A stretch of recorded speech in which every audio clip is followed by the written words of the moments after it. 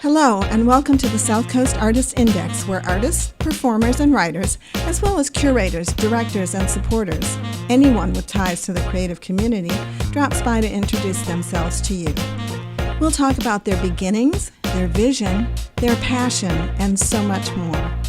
The South Coast Artists Index podcast is brought to you in part by Heavenly Spirits, who invites you to celebrate the art of life and creative communities everywhere. Learn more at heavenlyspirits.com.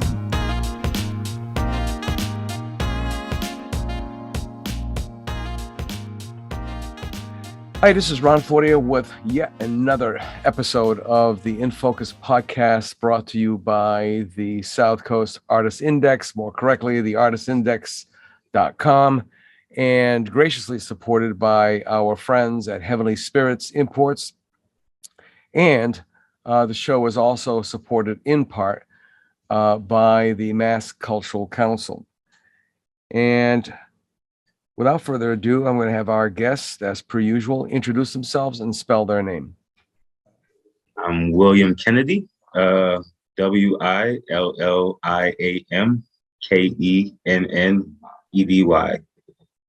Usually go by Will. Most people call me Will.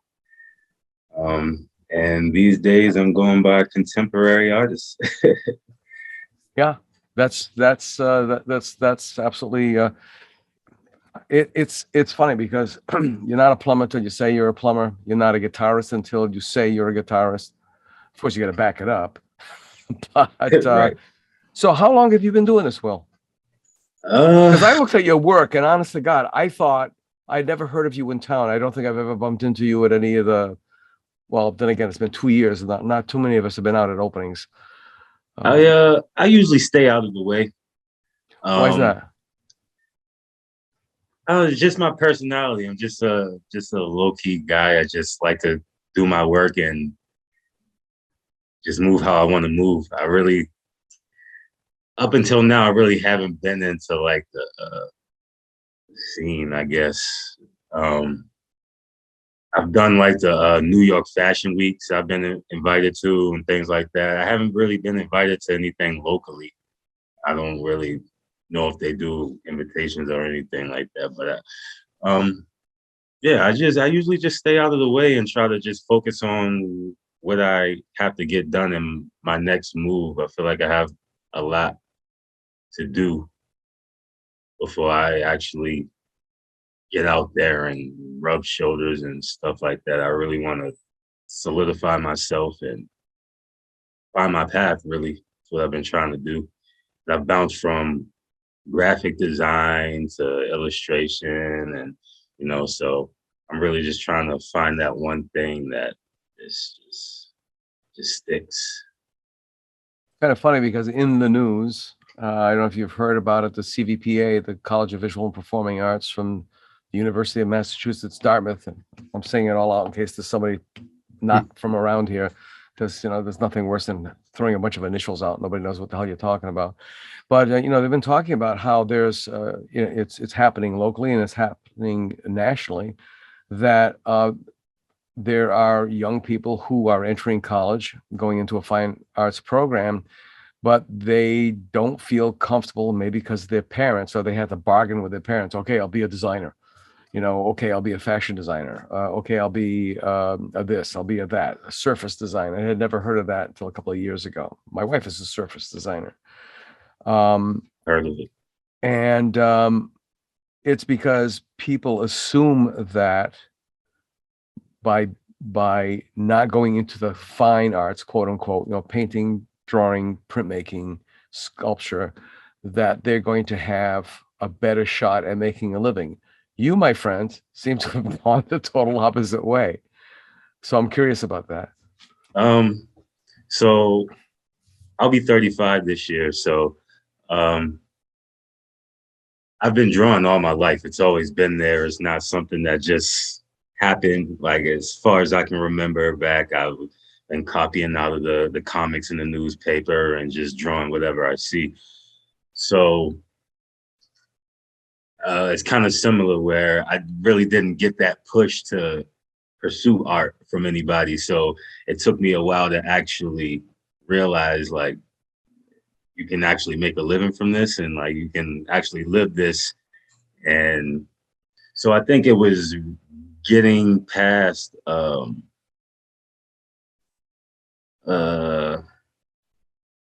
maybe what the family wanted or expected, and just becoming my own man, I guess, type thing. And so up until now with the graphics has been about making a living and then putting food on the table. And now I just really want to explore and just see what I'm really capable of doing. Because so the portrait I'm doing now is pretty ambitious. And but I feel like I mean it's possible and I can do it. So I'm really just trying to push myself to really just see what I got. Unless you have the bear and the wolf banging on your door looking for money or whatever. Really, that's what it comes down to. Because as you're talking, I'm going through my own life experiences, and I remember when I, same thing through all of my life. I was exposed to art since I was a little kid in New York, and had an uncle who was he was like an art addict. He wasn't an artist himself, but opera, sculpture, painting. I mean, he took me to every bloody museum and gallery in New York City. It seemed like every single day we were at another place. And that affected me quite a bit. And I was talking to somebody today about watching the movie, the bioflick Basquiat. And there was that one scene where Jean-Michel Basquiat is holding onto his mother's hand as a little boy. And they have this shot looking into the gallery where the Guernica is on the wall, Picasso's Guernica. And I got some sort of a pop in my head, like that seems so familiar to me. Right. So, so it's all those little things. And then, I think, I think you really kind of hit the nail on the head on a couple of things. I think there's less reality in the concept that if you're an artist, you're not going to make it. There's already like a doom and gloom scenario. My father-in-law, I never met him, Dr. Batchelor, Dr. Thomas Batchelor. His mother knew the dean of medicine. She worked at Wayne State University, and the dean was a really great guy. He was always asking, how's she doing? How's the family doing? Blah, blah, blah. And one day he says, so how's Thomas doing? Did he graduate from high school? Yes. Was he smart? Did he do well in school? Oh, yeah, he was class valedictorian. Well, what's he want to do? Well, he's already enrolled here. He's taking art courses at Wayne, here at Wayne State. And then the dean just looked at her and went, well, being an artist is hard enough. Being a Black artist is even harder. If he's really that intelligent, I suggest he go into medicine. Well, he did, but he never left the art alone. Right. He continued. He was a sculptor primarily, and he just continued to sculpt. And I hear people's stories. I really think there's that switch inside of your head somewhere. The problem is, got to find it, right, or got to know that you got one. But you got to find that switch, and click that switch. Because I remember saying, "Oh, when I get to be 30, I'll start to get serious about it, because up until then you're paying the bills. Well, 40, it's not so bad. When I get to be 40, I'll do it. When I get to be 50, I'll do it. When I get to 60, I'll do it. I want to be 70 pretty soon." And I had to jump out of that plane and figure out if I had a parachute or not. Of course, it's a little easier towards the end of your I don't say the end of your life, but as you're older, it's a little easier because you got a lot of stuff out of the way with. And there are so many people that are in their 60s, 50s, 60s, 70s who are just starting, right, and blowing some people away. They got a lot to say. I think it also comes down to other people placing their fears onto you, and because they don't see the possibilities for themselves, they can't see it for you. So like I've dealt with that all my life. With specifically, I had a job when I was early 20s, And I was telling the boss that I wanted to go to school for graphic design. This was before I actually dove into graphic design, and they were telling me about their sister who went into graphic design and she's having a tough time and they make no money and this and that. And not everybody's the same. Not everybody has the same drive or the same goals or the same ambitions. Or so the people who don't take the leap or don't make it, I feel like they give in to those fears, and that's just something I've never allowed myself to do, because I mean, no one knows what's inside of you. No one knows what's driving you at the end of the day, and or what you're capable of doing. So, um, and I mean, graphic design's gotten me to design for Reebok and some of the biggest clothing brands in the world. So, I mean, everybody's different. You take in what people tell you, but at the end of the day, you got to do what's best for you. So, Let me tell you, you're an inspiration. Seriously, you've got it together. And really, I think you should use that power and talk to younger people or other people. And it's not just because, oh yeah, you made it, so now you're a little bit cocky. You can tell people, well, you can make it too. You know, there's this a maturity about you that. Where did you get that from? maturity. It's always kind of been there. I actually grew up, and I was born in Washington, D.C. So late 80s, you can picture that era. And so it was pretty tough. Um, and so I had to grow up pretty fast. And so I moved up here when I was about 8 or 9 years old. So by then it was already like a difference in maturity, where what I've seen and what I where I came from. So that's always just kind of been there. And I was so on my father's side, I was the youngest grandchild. So all my other cousins were at least 15 years older than me. So it was I kind of had to. There wasn't really too much playing around, I guess you can say. So I kind of had to be mature. You feel like you had to play catch up? I mean, you were the baby of the family. Right. Right. I definitely a little bit of catch up. Um, I think being kind of, I wouldn't say removed from the family helped. Um, so I was kind of able to find my own way rather than sticking with the pack. So I think that helped. It definitely molded me. So there's that, you know, you could say, well, maybe there's a little introversion there, but there's also a little independence there.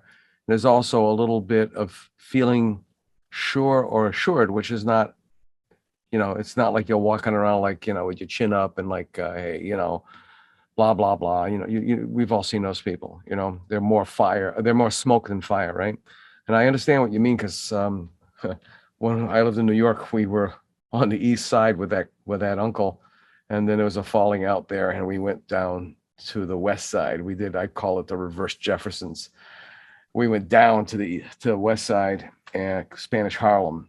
Okay. Yeah. And so I experienced things that kids who grew up in this city, this area, I saw things you know, Right. they didn't bother me, you know, directly, because my mother, you know, but and I really think in the journey as artists, it's not baggage, but it's either we get sand in our shoes or in our pocket, whatever it is, because it's funny if you look back on your work after a period of time, and you think at that time you thought, oh, it's this, and now you look back on it and go, oh my God, how did I not even see this? It's so obvious, you know. So where did you get your training from? I'm self-taught for the most part. I did the usual art classes in school, grade school, but it's just I'm pretty much self-taught. Um, when it comes to painting, I try to learn as much as possible uh, from the greats. I like classical painting. I like the Renaissance era type paintings. Um, I think at my heart, I'm an illustrator. I'm a figure drawer, so I can appreciate that. Um, Piece and that it's you're really currently, the piece that you're currently working on now, that's a pastiche on of what is it? One of Raphael's pieces? Rubens, Rubens. Okay.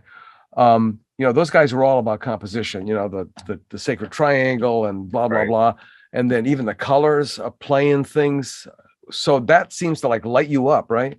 Right. It does. Um, I I just stumbled upon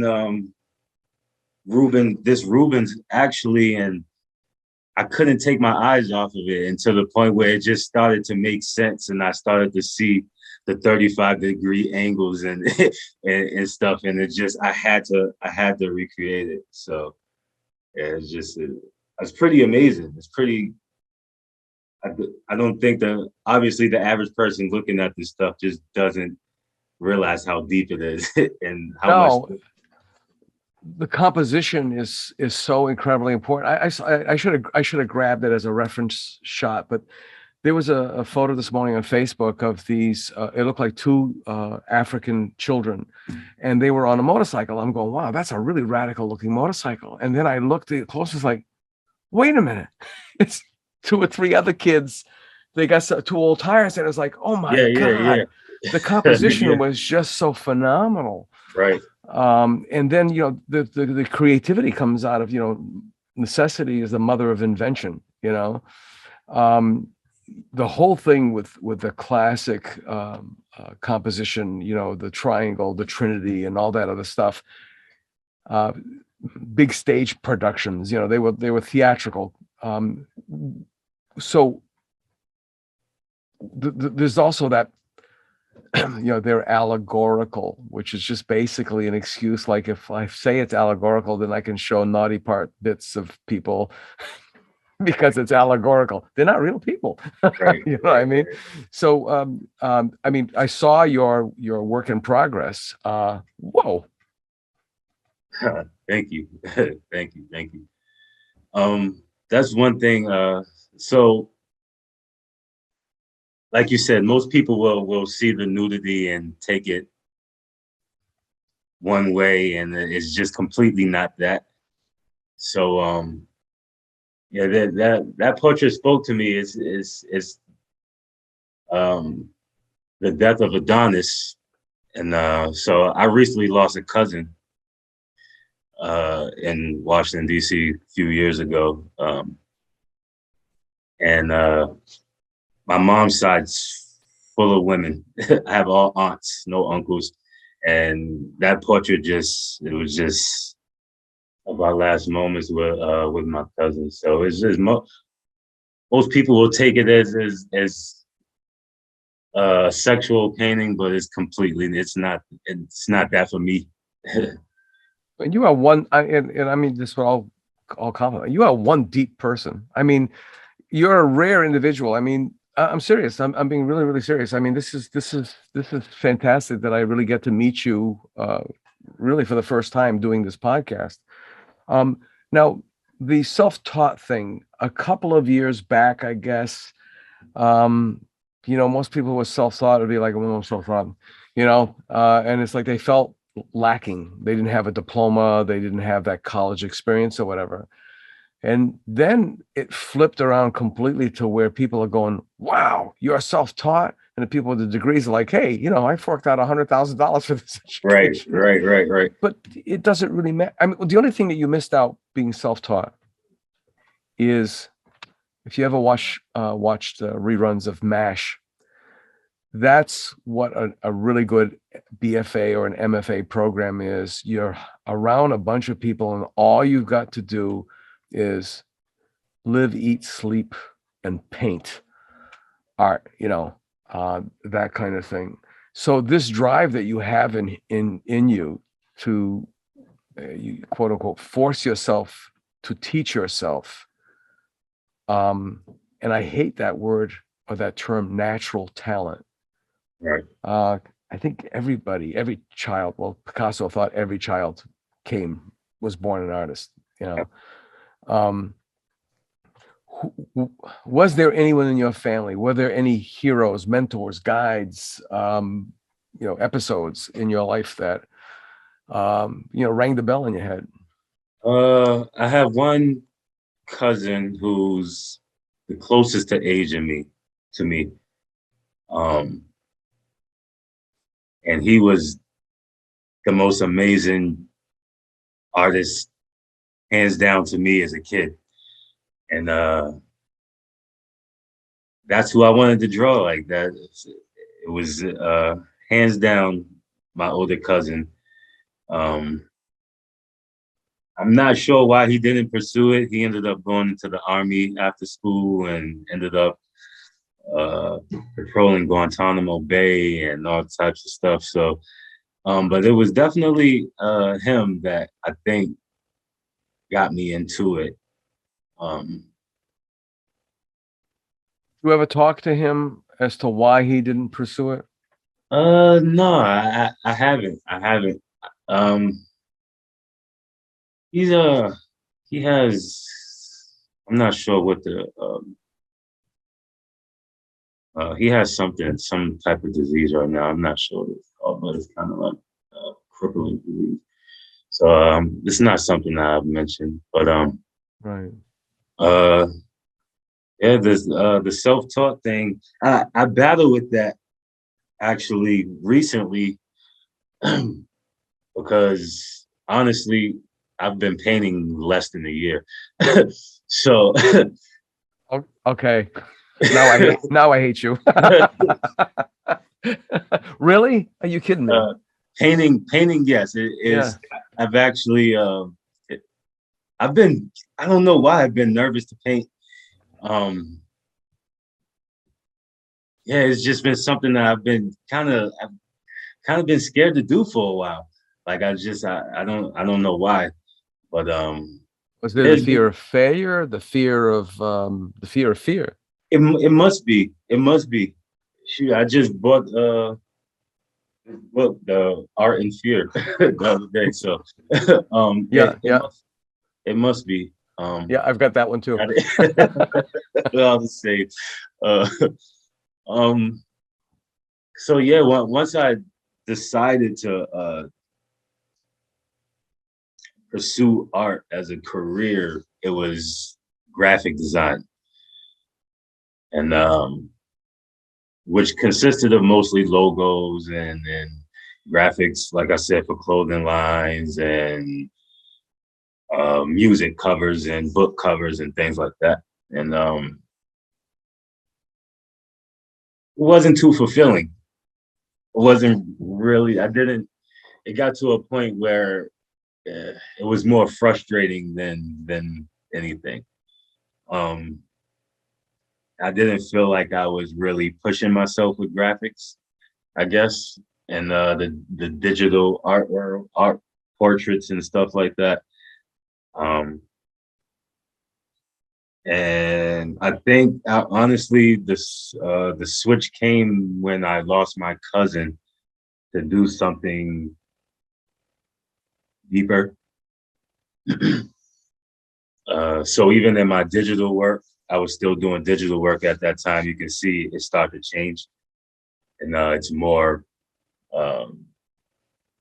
paint-like than outlines and stuff like that. More painterly, more textural, yeah. Right.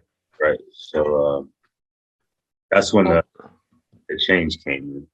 Let me go back then to, okay, there are probably a lot of people right now listening who are saying, well, they will listen when they listen to this because this is being recorded, but saying, okay, he's self-taught and he's working for like Reebok and places like, how the hell did he even get in the door? Right. So how the hell did you even get in the door? Did they ever ask you to wait with your education or anything? So they just looked at your portfolio and said, yeah, come on in. No.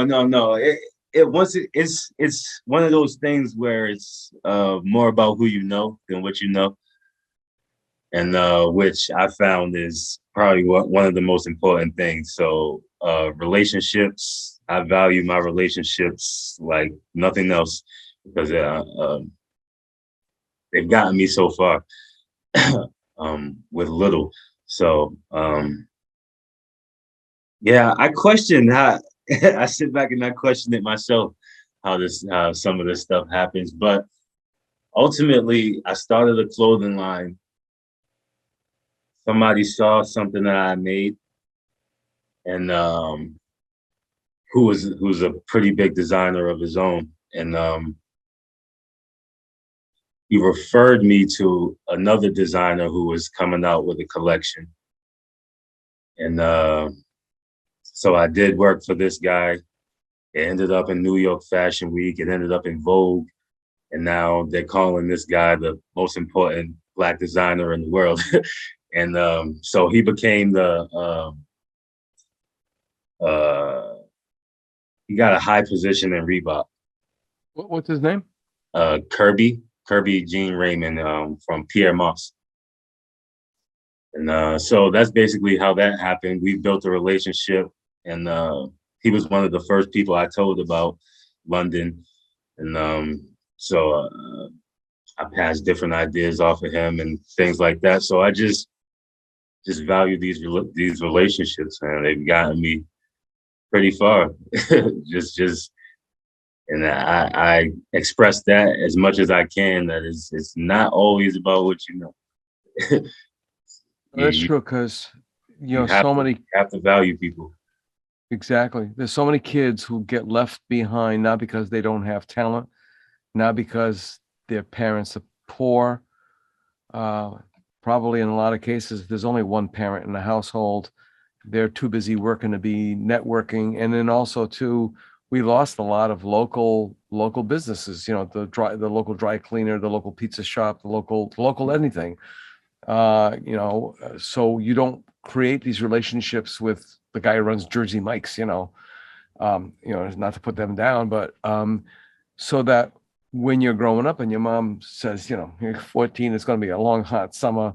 I'm going to go talk to Mr. Smith down at the whatever store and see if I can get Will a job sweeping, or just so somebody keep an eye on him and he can make a few bucks for himself, that is important. And those connections really follow you. I mean, it's amazing how some people come in and out of your life just at the right time.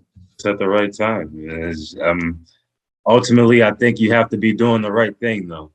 You have to be following your path for those things to happen, for you to even see the signs. Now, were you a staff guy or are you a freelancer all this time? Freelance. So you were a freelancer. Right. Wow. Even tougher gig. And you were able to pull that off. That's a testament to your talent. That's for sure. Now this thing, I first noticed you with that painting behind you. Okay. And I was totally thrown off. First of all, because I didn't think you were from around here. I thought you were probably, it was a post from the Detroit Fine Arts Breakfast Club that I belong to. And then it's like, okay, so this guy's around here. Not like I know every artist in town. Believe me, nobody has any idea how many artists there are. Yeah. And unless you get out there, you do the FaceTime, which is really super important. You go to other openings, those kinds of things. But then again, as a designer, there's not exactly design events going on in town. And it's basically for the fine artists, right? Yeah. Right. That was one thing I did appreciate, about being a designer, because that's more me playing the background, getting the work done, and just going on about my business. But I mean, I feel like it would be talent wasted, So I believe I have a lot more in me. So it's just I have to go. Yeah, it's, I mean, you have the same kind of train of thought. It's amazing, like my wife does. She taught design at Henry Ford Community College in Detroit.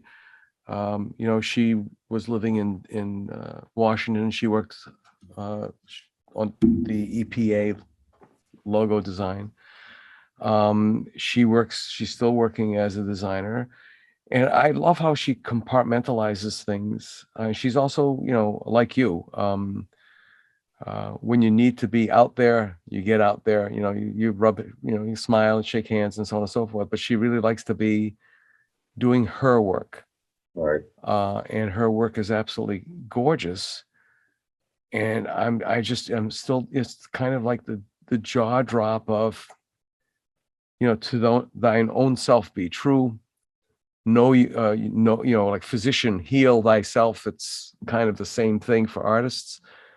And I really think that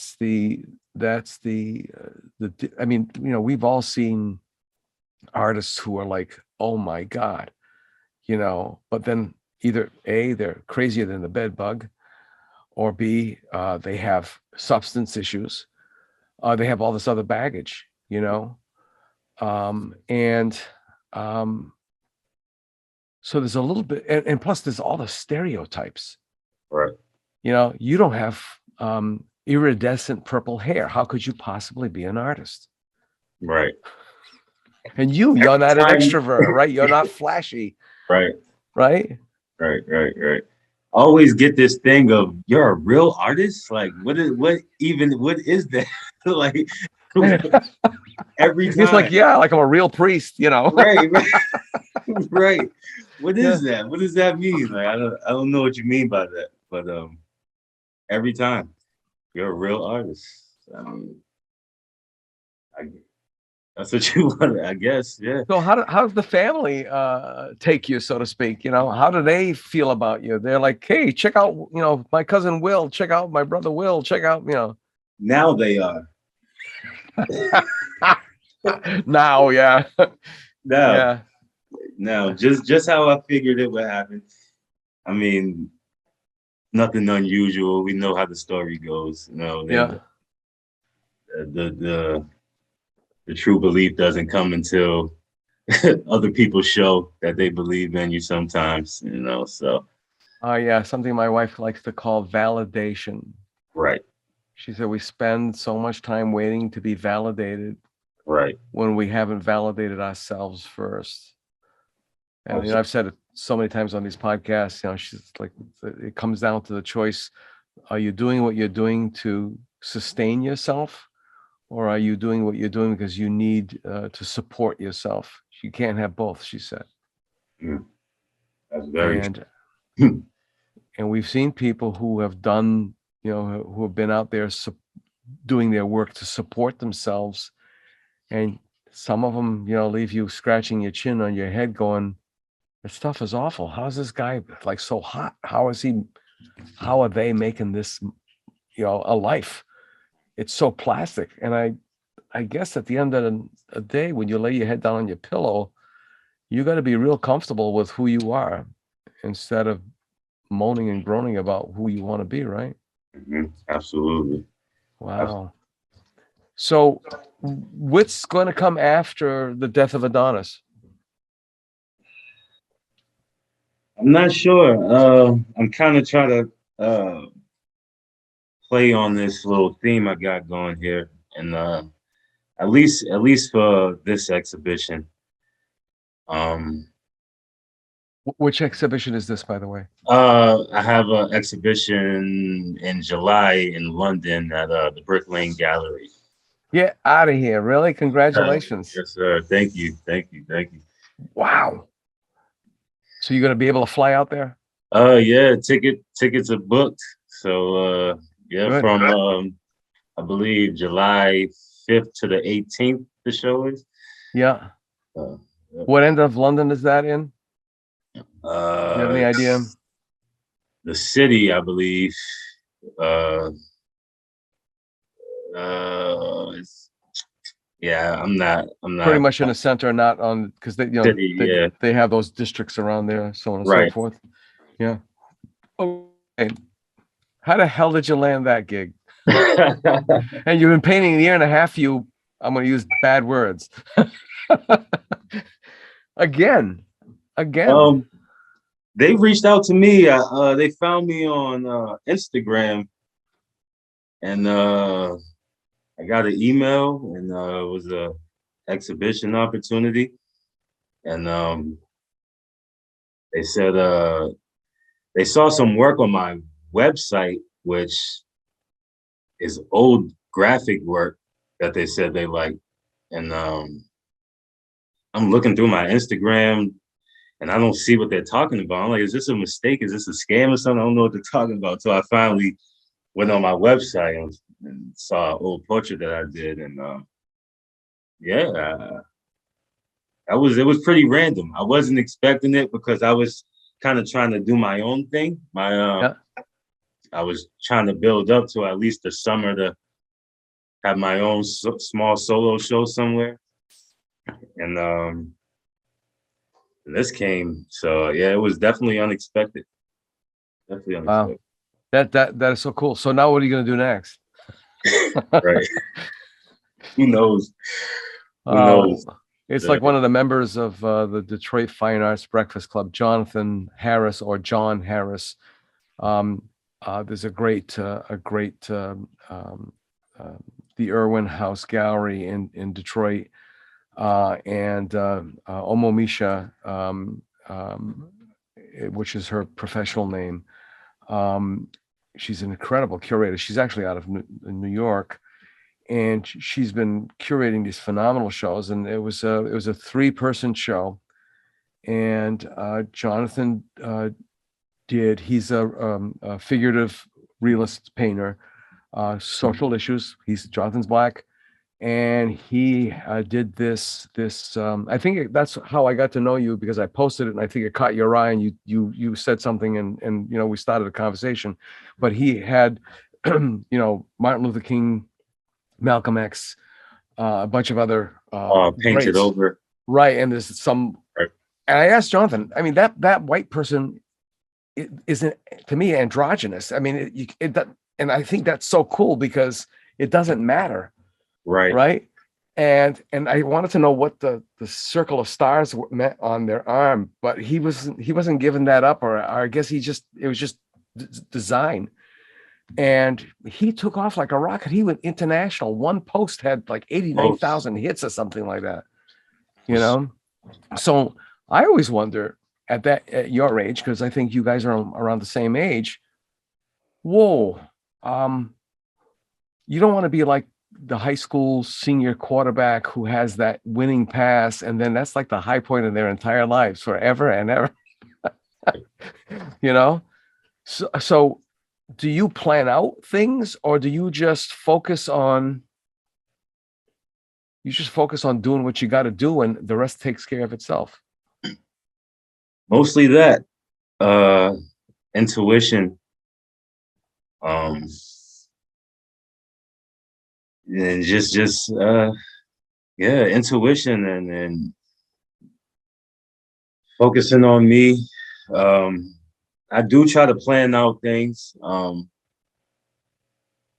Like my next, I already have some clay here to try to start sculpting this thing. So I have some things in the works that I want to do. Want to open up a studio. Like people have been reaching out for me to teach classes, kids and stuff like that. So have you tried Our Sister's Place? No, I haven't. It's on Hawthorne Street. When we're done with this, I'll give you the Toby Eugenio. Actually, if you go onto the Artist Index and you look up Toby Eugenio, she's one of the principal people there. It's a phenomenal program, and they're always looking for people to do some teaching. I've said it like a million times on these podcasts that they really need to have visual and performing arts high school in Absolutely. this area. You know, they've got vocational, which has proven itself time and time again. They place more kids from the vocational school in higher education than what they call the comprehensive, a traditional high school. So you can imagine having a visual and performing arts high school. I mean, you go to Voc and you go into auto mechanics and you never ever get a job as an auto mechanic, but you go to college and you find another path. That doesn't mean that you've wasted any time, because obviously you can fix a flat, you can figure out what that funny noise is in your car. We have this weird concept in this country of this straight line thing, K through 12, and then 12, you know, through bachelor's, and then it Yep. just, Now, you know. that was what I was stuck on right there. Like it was like this. I mean, you can't call it old school because it's still, people still think that way still to this day. And Mhm. I still say that I wish I went to Voc over New Bedford High. I was an athlete. I ran track and played basketball, but something I'm not doing. I haven't done in almost 20 years. Yeah. So it's like I absolutely wish that I went to Voc and learned a trade and had that under my belt over that. But it is what it is. I mean, it's all it's life. I mean, you gotta play the cards that you're dealt. And Well, yeah, but you know, you are an example. Okay, you're an example on so many levels. I don't even want to go on some of those because those are like such old cliches, but you are an example on so many levels. I'm hoping that there's somebody who's going to be listening to this and you're the person that pushes them over the edge. And I mean in a good way. You give them that nudge, that little shove that says, damn it, I can do this. right. You know, because let me ask you, I mean, this intuition and so on and so forth, is it a spiritual thing? Is it just like this gut feeling that you've got? Like, is it like some sort of a little radar in your head, or? I would say it's I mean, spiritual might sound a little lame, but I would say it's that. It's it's this intuition that I've just always had, that's kind of guided me. I don't know what you can call it. I guess it's a spiritual thing, but I've always felt like I was going to be okay. You know, like whatever decision, whatever the next move is, just you'll be okay. Just so it's I haven't steered myself wrong yet, I guess. Yeah. So it's like also Well, I'm a full moon babe. I was born on the full moon, so that might have something to do with it. what is your birth sign, by the way? Don't tell me a Scorpio. Yeah, my granddaughter, God bless her, she's like one scary kid, and I mean that in the finest ways. When she was like 9 years old, we'd go for a walk, and all of a sudden she starts pointing out all these architectural elements and buildings and stuff. And I used to work for the city in that capacity, you know, historic building survey, and I'm like, how the heck did you know that, you know? So there was a natural intelligence there. There was a natural curiosity, and she didn't like not knowing something. And then she told me she wanted to go into medicine, and she didn't want anybody's help. And she was going to go in for nursing, and then she'd go to the next level, the next level, the next level. And she was going to go into the Navy, and the government was going to pay for all of that. And she's out at University of Southern California, Long Beach, in her BSN program.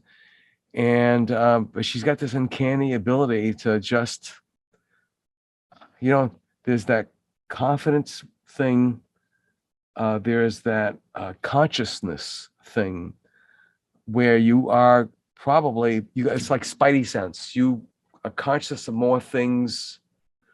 And I guess that if you want to go into a Zen thing, or it's you're present. Yeah. And there's not a lot of noise in your head, I guess. Absolutely. So that's great.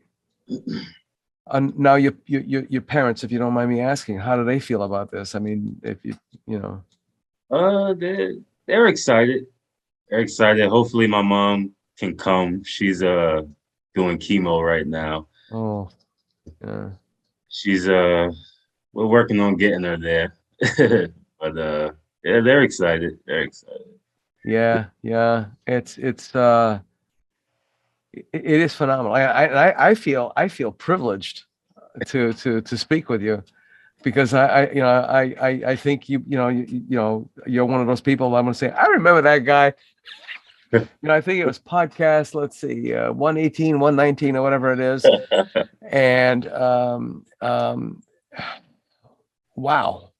Now, any butterflies, jitters, nerves, oh my God, oh my God, oh my God. Those kind of things are just like Yeah, damn the torpedoes. Just right. Just get the work done. just Yeah, just lean forward, put your head into it and just move, right? right. Just get the work done, and that's my main focus right now is just getting the work done. So, and then maybe the butterflies will come after that. But it's kind of like without the work, we don't go. So Yeah, yeah, exactly. So you said you were looking for a studio. I mean, have you checked out the Kilburn Mill in the South uh, End? everyone's been telling me about it. I've checked it out. Yeah, it's, Yeah, go see our say friend say Peter. about next year. Who's Yeah, that?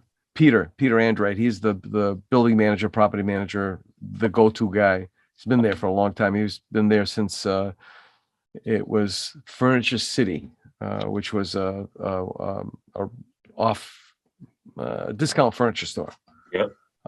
They flooded the airwaves for years. It was a good family there, and he just it was like a part-time job, and he just stayed there forever.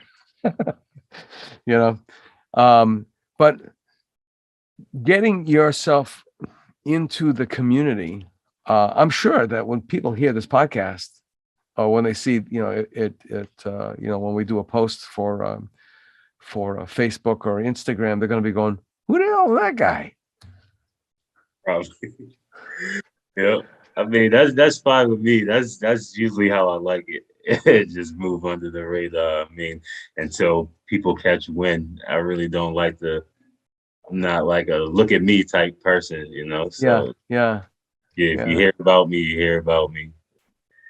That's great. So, what do your clients have to say about this move to the fine arts?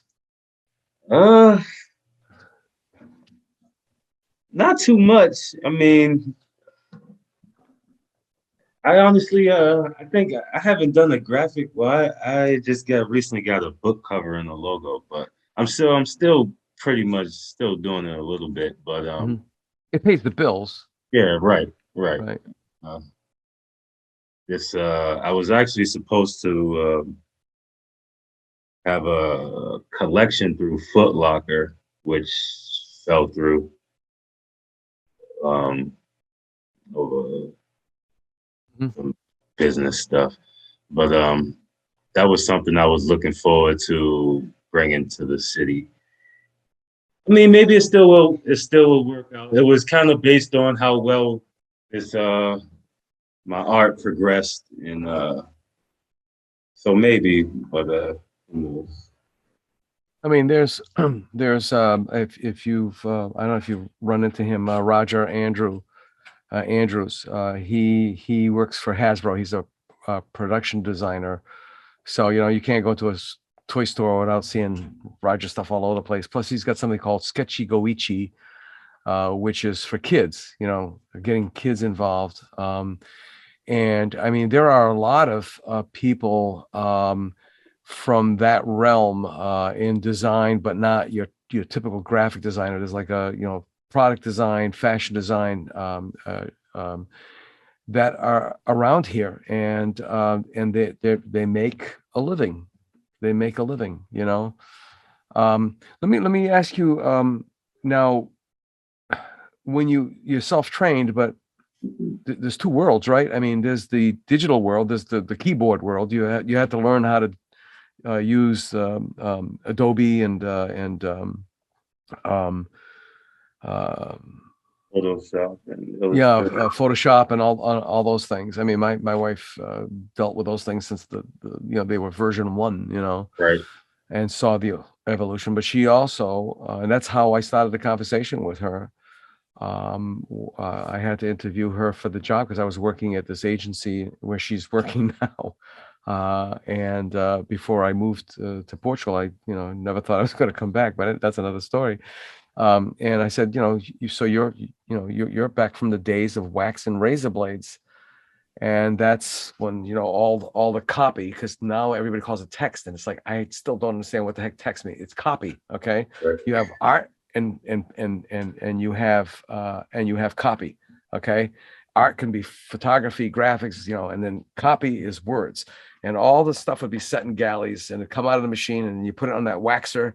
And then you have a mechanical artist, and the mechanical artist would cut it all up. And, and if you stop and think about that, back then, one design, one ad took 6 people. Right. Not that it was that difficult, but each one had their own specialty. Right. Amazing. Yeah.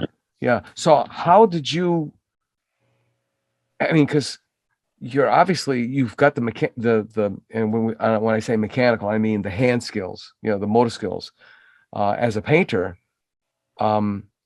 because that's part of the argument that's going on now about the CVPA transitioning more to design and computer-based, digital-based art education, is that they're missing out on the foundation. They're missing out on the figure drawing and the hand skills, Right. materials and techniques.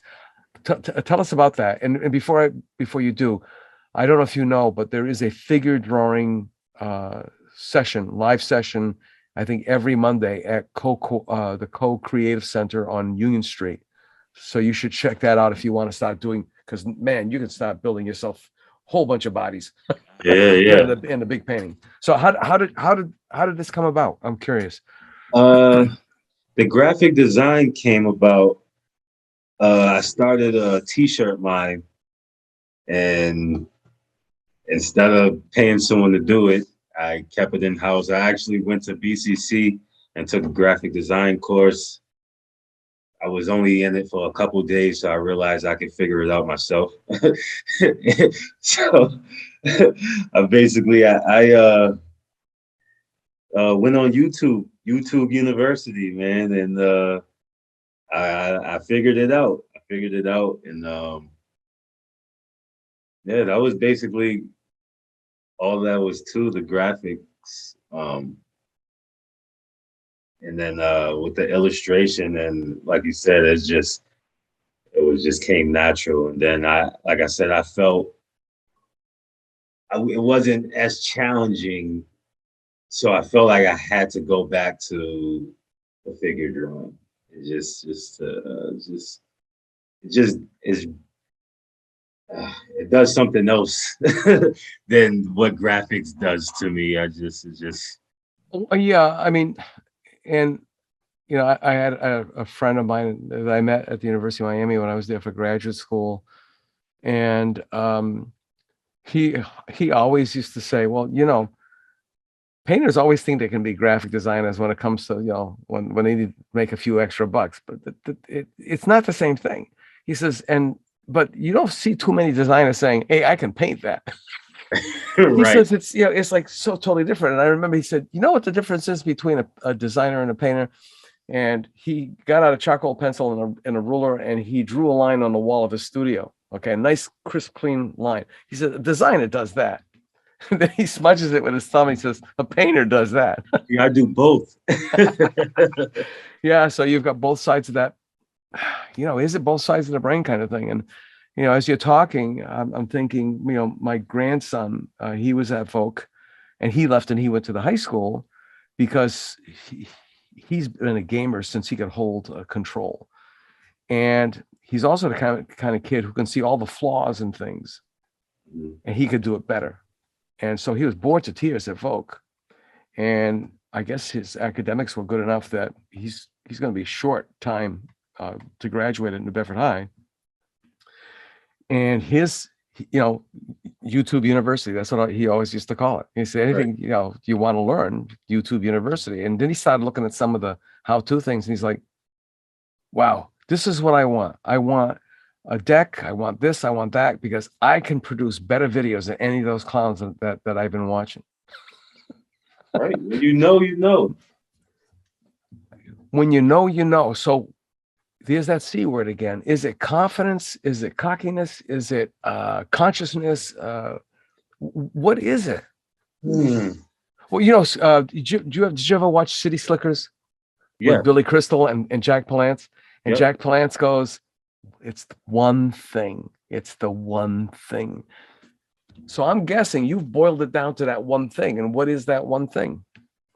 I was just talking to someone about this recently, and Oh, by the way, that's a good book if you want to buy it, because if you're reading Art and Fear, then you've probably read all the other ones. But check out the one thing.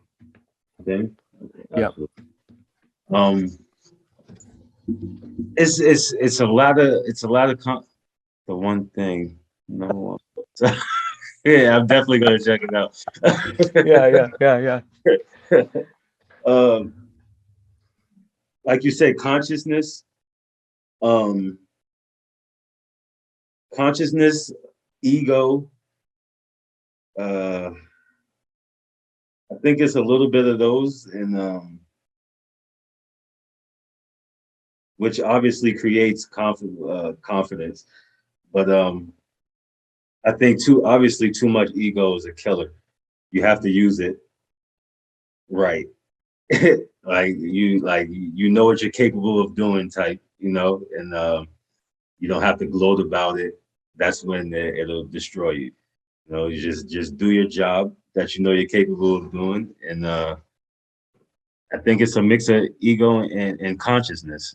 Just being aware of your abilities, being aware of just being aware. There are not too many people aware fully out here on a day-to-day basis of what they're doing. So and also too, and believe me, I'm guilty of this for decades. As an abstract painter, that's what got me into the university on a full ride scholarship, and all that other stuff. And I would take these little side trips sometimes, and I would. I'm really attracted to horrible things. Horrible things. Like I did the Tulsa massacre, the Greenwood massacre, the Tulsa massacre, the Black Wall Street massacre. And sometimes you got to shove people's face and stuff. It's not commercially apt, like a friend of mine said, who the heck, and he meant this in a very good way. Who the heck is going to buy that? So you must be doing it for the love of it. right. And it's like, yeah. And then I've got a lot of tragedies and situations in my family that I want to explore. And I really think that that's now, the path is I'm doing something that sustains me. Mm. I don't know what that need is, but if I'm putting all this honesty, all this truth into it, I think the selling part will take care of itself. Somebody will be attracted to it. Right. I mean, it has to be that way. You'll kill yourself any other way if you're doing it to sell just for that reason. It'll be bad, I think. Yeah, that's what I think is so bad sometimes about. See, I spent time as a layout artist and a very borderline graphic designer, because I had to, but primarily layout and advertising. And you're doing stuff that it pays the bills, but your heart really isn't in it. And we always used to have the saying in advertising, it'd be a great profession if it wasn't for the clients. Right. 100%. It's like, yeah, I can make the background blue, but you won't be able to read any of the type because the type is black. 100%. Oh man. My friend Jeff, that owns Spectrum Marketing, he's the co-founder. He's the one that said, "Hey, let's do this." He liked the idea, and he's, when we first started doing websites, he said, what's going to happen? They're going to come up to us. They're going to tell us they hate their website. We're going to show them a whole bunch of designs, and they're going to take the best design that we've got, and they're going to whittle it down, and it's going to end up looking exactly like the design that they hated and then they're going to be happy with it. Human beings are just nuts. Nuts. Nuts. This has been so fantastic, Will. It really, really has. I'm so glad that we had a chance to connect. I'll do the rollout, and then I'll give you a couple of those names so that you can make some connections. And yeah, and again, that's what we talked about. Is it's all about connections. It really Right. is who you know, because people, birds of a feather flock together. Right. Seagulls trust seagulls. They don't trust crows. They don't trust the hawks and all kinds of stuff because they know what to expect from a seagull, that kind of thing. So any final words of wisdom? I'm going to ask you this question. What would you tell your 10-year-old self? What If would you I had- tell? Yeah. Yeah. I just came up with that one. I think this is a good one. Never stop drawing. I went through a long period of time. Like I said, I was playing sports and basketball and track. And I went to UMass Dartmouth to play basketball. And that period of time was just, I wasn't drawing. I wasn't doing any type of art. Looking back, I would have stopped all of that and just kept drawing every day. Good. That's great. Well, thank you so much, folks. We have Will Kenedy with us on this episode. This is Ron Fortier once again saying thank you for joining us. The In Focus podcasts are brought to you by the South Coast Artist Index or the artistindex.com. And we're graciously supported by the folks at Heavenly Spirits Imports. And also with the grants from our local cultural councils on the state agency of the Mass Cultural Council. Be kind to each other, be kind to yourself. And if you want to be an artist, and I'm saying this with a straight face, be like Will. See you later. Bye-bye.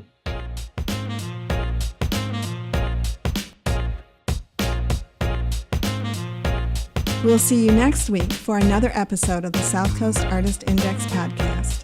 To learn more about the South Coast Artist Index, visit theartistindex.com.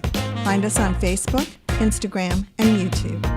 Be the artist you believe you are, and let's take care of each other out there.